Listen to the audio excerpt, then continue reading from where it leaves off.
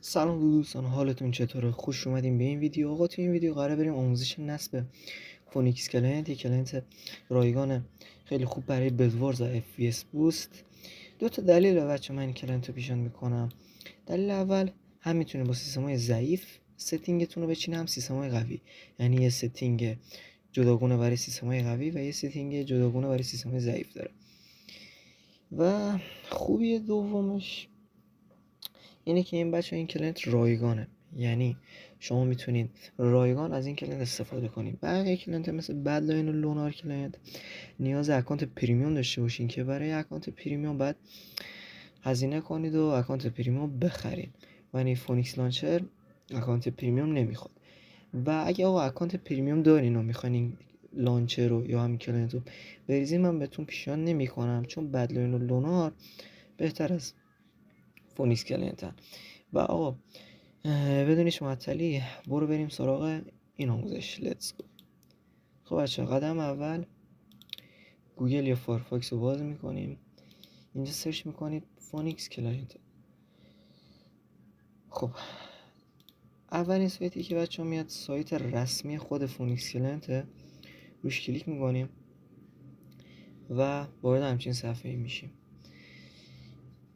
اینجا یه صفحه از خود کلاینت میبینید و این هم یه صفحه از لانچر. 166 تا بازیکن آنلاین، یعنی 166 نفر دارن از این کلاینت الان استفاده میکنن و کاری با اینا نداریم. روی دانلود کلاینت کلیک میکنیم. خب اینجا یه کامپیوترتون 64 بیتی، روی این کلیک میکنید. اگه 32 بیتی روی این کلیک میکنید. من حالا از قبل نصب کردم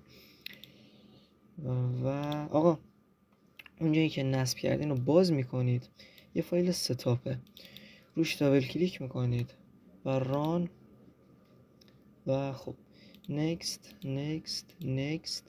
اینجا بچه ها میتونید محل نصبش رو انتخاب کنید، هر جا دوست داریم بریزینش.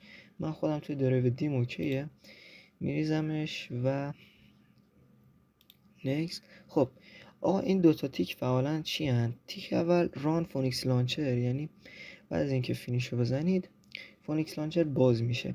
دومین تیک کریت دیسکتاپ شورتکات، یه دونه شورتکات از فونیکس لانچر فونیکس کلاینت توی دسکتاپتون میاد. به نظر من دوتاش بزنین باشن، دست نزنید و فینیش. حالا بچه اینجا الان فونیکس کلاینت باز میشه برامون. بله همینجور میبینیم باز شد. و خب آقا اینجا برای شما این استاره، برای من زده پلی چون من از قبل نصب کردم. آقا شما رو این پنجره اینجا کلیک میکنید و خب اگه برای بدوارز 1.9 و اگه میخواین بیلد بتل، کریتیو، سوروایوال، هاردکور پلی بدین، میتونید نسخه های بالا رو هم نصب کنید. من خودم 1.9 انتخاب میکنم و اینجا بچه ها این استال میاد، روش کلیک میکنه، شروع میکنه به نصب شدن. و خب دیگه آخرای این کاریم، فقط یک کار دیگه میمونه.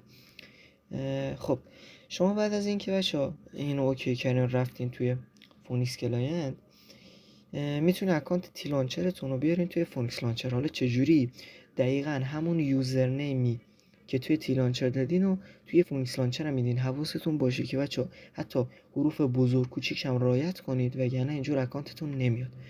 و از اینکه انجام دادین بچه احتمال زیاد وقتی روی وارد سرور بخواید بشین یا سینگل پلیر، با همچین صفحه مواجه میشید که میبینید نوشته یوزرنیم، پسورد و برای فونیکس اکانته. ببین تا بهتون بگم اینجا باید چیکار کنید.